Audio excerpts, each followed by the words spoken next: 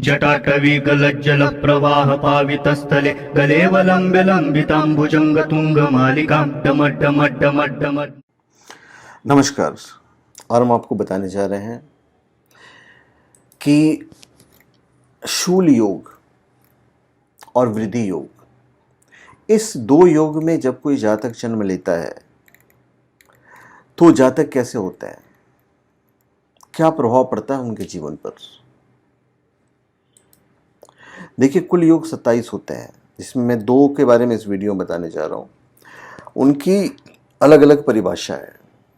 सूर्य और चंद्रमा की गति में जब 13 से 20 अंश का अंतर आता है तो वह एक योग की सीमा में बांधा जाता है। सूर्य और चंद्रमा के अंतर को जानने के लिए भी योग की सहायता ली जाती है।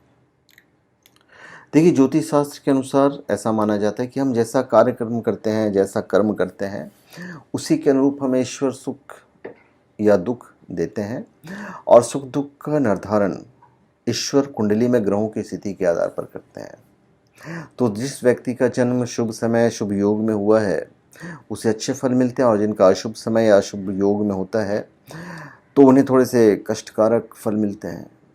तो ज्योतिष शास्त्र के अनुसार ये शुभ समय क्या है, शुभ योग क्या है, या अशुभ समय या अशुभ योग क्या है, तो उसी में से हम आपको शूल योग और वृद्धि योग के बारे में बताने जा रहे हैं। शूल योग के जो स्वामी हैं वो राहु है। तो शूल योग के जो जातक हैं वो शरीर से दुबले पतले होते हैं, माथा चौड़ा होता है, थोड़ा सा पतला होता है, और जातक शुरू से ही माता के लिए कष्ट का कारक होता है।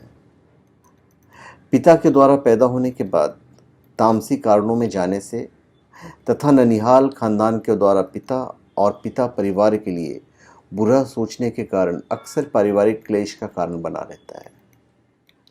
जातक के परिवार वाले शुरू में तो पास में रहते हैं, लेकिन माता जी की हठधर्मी के कारण पिता एक साथ जातक को दूर जाकर अभाव में रहना पड़ता है।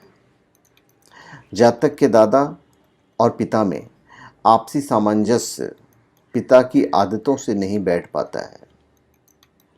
जातक को ऊंचे स्थान से कूदने, पेड़ों पर चढ़ने या ऊंचे स्थान पर जाने तथा रोमांच आदि के काम करने से शरीर की हानि की आशंका बनी रहती है। जहां पर जातक रहता है उसके प्रति लोग आशंकित ही रहते हैं। वह परिवार में रहता है तो परिवार वाले, और कार्यस्थान में रहता है तो कार्यस्थान वाले, जो लोग हैं वहाँ पे वो उससे डरते ही रहते हैं कि कब कैसे और क्या कर बैठे, किसी को पता नहीं होता है। झूठी बात सोचने या कहने के पहले जातक को नाक या कान से हिलाने की आदत से भी परखा जा सकता है कि भाई ये शूल योग में पैदा हुआ जातक है। अब वृद्धि योग, इसके स्वामी बुध हैं। तो जातक के पैदा होने के बाद परिवार, कुल संपदा और नाम धन आदि की बढ़ोतरी होने लगती है। पिता और परिवार दिन दुना रात चौगुना बढ़ने लगता है। जातक का पालन बहन या बुआ के द्वारा शुरू में होता है, और जातक घर की बहन बुआ बेटी का दुलारा होता है। जातक के अंदर शुरू से ही व्यापारिक और लोगों से संपर्क बनाने के गुण होते हैं। जातक के अंदर मीठा बोलने की आदत भी होती है और सेवा भावना भी होती है। जातक के पैदा होने के बाद पिता को राजयोग जैसी बातें मिलती है।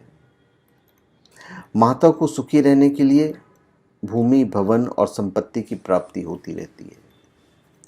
माता का आकर्षण अधिकतर गहनों और धन को इकट्ठा करने के प्रति होता है।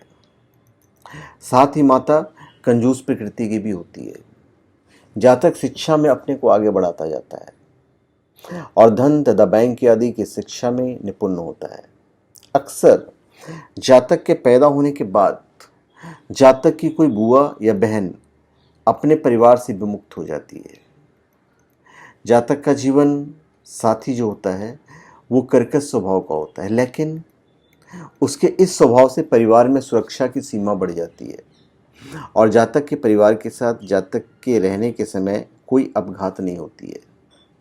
जातक अपने बुद्धि से सभी आफतों को एक किनारे करता रहता है।